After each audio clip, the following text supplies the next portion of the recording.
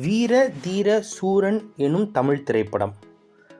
JR divine plus நேயர்களுக்கு அன்பு வணக்கம். நம்ம சேனலை முதல் முறையாக பார்க்குறவங்களா இருந்ததுன்னா நம்ம சேனலில் இந்த பகுதியோட பேர் கதையில் கதாபாத்திரம்.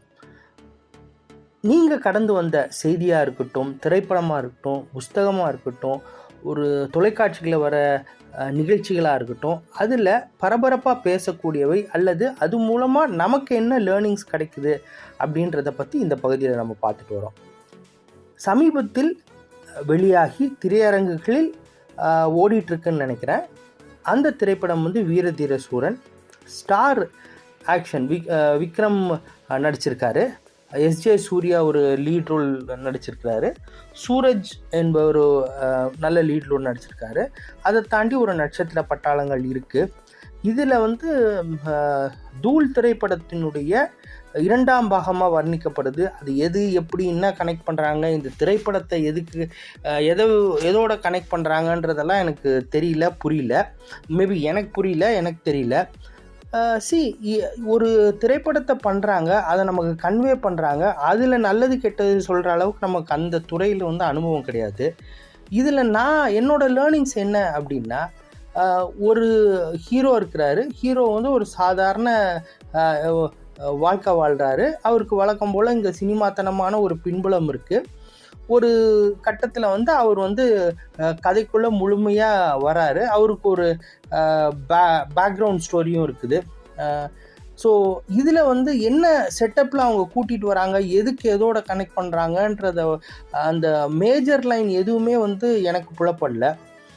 ஸோ எனக்கு அட்ராக்ட் பண்ணது என்ன அப்படின்னா, திரு எஸ்ஜே சூர்யா அவர்கள் பிரமாதமான ஒரு நடிப்பு, மிரட்டல், ஒரு யதார்த்தம், அந்த பாடியுடைய நேர்த்தி, அந்த யூனிஃபார்ம், காவல்துறை அதிகாரியாக வர்றாரு, அந்த யூனிஃபார்ம் அவர் அணிந்திருக்கிற நேர்த்தி எல்லாம் பிரமாதம். அதுக்கப்புறம் திரு சூரஜ் அவர்கள், இவர் மலையாளத்தில் நம்ம நிறையவே ரசிச்சிருக்கிறோம். மலையாள சினிமாவில் இவர் இந்த இதுலேயும் பிரமாதமான ரோல் பண்ணியிருக்கிறாரு. திரு எஸ்ஜே சூர்யா அவர்கள் காவல்துறை அதிகாரியாக இருக்காருன்னு சொன்னேன் இல்லைங்களா. அதோட ரோலை பற்றி பார்க்க போகிறோம் அப்படின்னா, ஒருத்தர் ஒரு பொறுப்பெடுக்கிறாரு. அந்த பொறுப்பெடுக்கிறதுக்கு முன்னாடியே ஒரு அஜெண்டா பண்ணுறாரு. இப்போ காவல்துறை திரைப்படங்கள் நிறையா பார்த்துருக்குறோம். நிறைய செய்தித்தாள்களில் நிறைய விஷயங்கள் கேள்விப்படுறோம். அவங்க ஒரு குற்றவாளியை பிடிக்கிறாங்க அல்லது ஒரு கேஸை இன்வெஸ்டிகேட் பண்ணுறாங்க, அப்படி இல்லை ஒரு ஸ்பெஷல் அசைன்மெண்ட்காக வராங்க அப்படின்னா, அவங்க எப்போதுமே A to Z அப்படின்ற லெவலில் படிப்படியாக முன்னேற மாட்டாங்க. Z to A போவாங்க.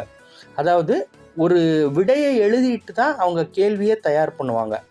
அந்த வகையில் எவ்வளோ நேர்த்தியாக பண்ண முடியும் அப்படின்றத இதை பார்த்தா புரிஞ்சுது. அந்த அளவுக்கு யதார்த்தமாக என்ன நடக்குமோ அதை அப்படியே ப்ரொஜெக்ட் பண்ணியிருக்கிறாங்க.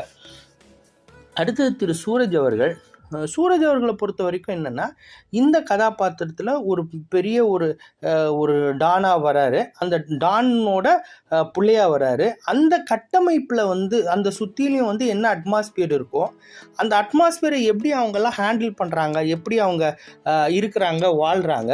ஸோ அவங்களுக்கு எந்த அளவுக்கு ஒரு மிதப்பு இருக்குது. மிதப்புனா என்னென்னா, சாதாரணமாக ஒரு வெகுஜனங்களுக்கு, குடியானவங்களுக்கு எதெல்லாம் நல்லது கெட்டதோ இதெல்லாம் அவங்களுக்கு எதுவுமே கிடையாது. அதை அவங்க டெய்லி பேசிஸில் எவ்வளோக்கு எவ்வளோ எக்ஸ்ட்ரீமாக தொட முடியுமோ, எவ்வளோக்கு எவ்வளோ எக்ஸ்ட்ரீமாக சட்டத்துக்கு விரோதமாக பண்ண முடியுமோ அந்த அளவுக்கு ஒரு எக்ஸ்ட்ரீமை அவங்க ப்ரொஜெக்ட் பண்ணுறாங்க.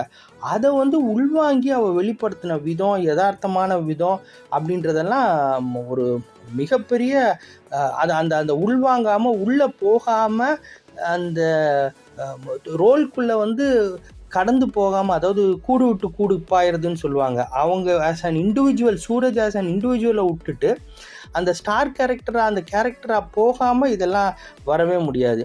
இன்னொன்று இதில் முக்கியமான விஷயம் என்ன அப்படின்னா, லேடி கேரக்டர்ஸு எந்த விஷயமா இருந்தாலும் சரி, ஹீரோயினாக இருக்கட்டும் அல்லது அந்த பெரியவர்னு சொல்லப்படுற வில்லனுடைய அவங்க குடும்பங்களாக இருக்கட்டும், எந்த ஒரு நல்லது கெட்டதுமே இண்டிவிஜுவல் அவங்களுக்கு ஒரு பிரச்சனை வருது, அவங்களுக்கு ஒரு இழப்பு வருது, அதுக்கு அவங்களுக்கு மனசு கஷ்டமாக இருக்குது.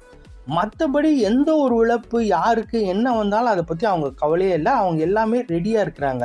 ஸோ நீங்கள் யதார்த்தமாக ஒரு இடத்துல பாருங்களேன், ஒரு ஒரு மிகப்பெரிய ரவுடி இருக்கிறானோ அல்லது ஏதாவது ஒரு வில்லன் இருக்கிறானோ அல்லது இந்த கேரக்டருக்கு உண்டானவன் நம்மளை சுற்றி இருக்கிறாங்கன்னா அவங்க வீட்டு பொம்பளைங்க எப்படி பிஹேவ் பண்ணுவாங்க அப்படின்னா, எந்த நேரத்தில் எந்த விஷயத்துக்கும் அவங்கள தயார் பண்ணிப்பாங்க, டியூன் பண்ணிப்பாங்க. அவங்க ஒரு பெரிய ஒரு உச்சாணி கொம்பளை நான் இப்படி தான் இருக்கணும், இப்படி தான் பண்ணணுன்ற மாதிரியெல்லாம் பண்ணவே மாட்டாங்க. அவங்கள டக்குன்னு அதுக்கேற்ற மாதிரி அவங்கள அடாப்ட் பண்ணுவாங்க. அதை இதில் ரொம்ப கவனமாக ரொம்ப ஒரு நேர்த்தியாக எடுத்துகிட்டு போயிருக்கிறாங்க. எல்லாமே நீங்கள் யோசிச்சு பாருங்கள். ஒரு ஆம்பளைங்க பல விஷயங்கள் பல வேலைகளில் இருப்பாங்க.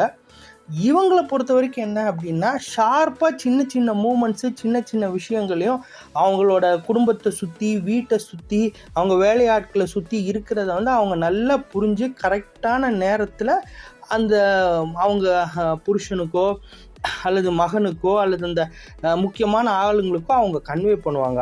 அந்த வகையில் அந்த முக்கிய கதாபாத்திரத்தினுடைய பெண் கேரக்டர்ஸ், அதாவது அவங்க வீட்டில் அவங்க குடும்பத்தை ஒவ்வொரு பெண்களும் ஒவ்வொரு மூமெண்ட் ஒவ்வொரு சீனை உள்வாங்கி அதை எப்படி ப்ரொஜெக்ட் பண்ணுறாங்க, அடுத்த கட்டத்துக்கு எப்படி நகர்த்துறாங்கன்றது உண்மையாலுமே பாராட்ட வேண்டியது. இதை தாண்டி நமக்கு இந்த ஆஸ் அ ஃபிலிம் என்ன இருக்குதுன்னு எனக்கு தெரியல. மற்றபடி இந்த விஷயங்களை நம்ம ரசிக்கலாம், நம்ம தெரிஞ்சுக்கலாம். நம்ம எதிர்காலத்தில் இந்த மாதிரி ஒரு விஷயங்கள் நடக்கும் பட்சத்தில் அதை எப்படி நம்ம புரிஞ்சுக்கிறதுன்றதுக்கு ஒரு அருமையான ஸ்க்ரீன் பிளேயாகவே இருந்தது. இப்போ நான் சொல்கிறது உங்களுக்கு பிடிக்கும்னு நான் நம்புகிறேன்.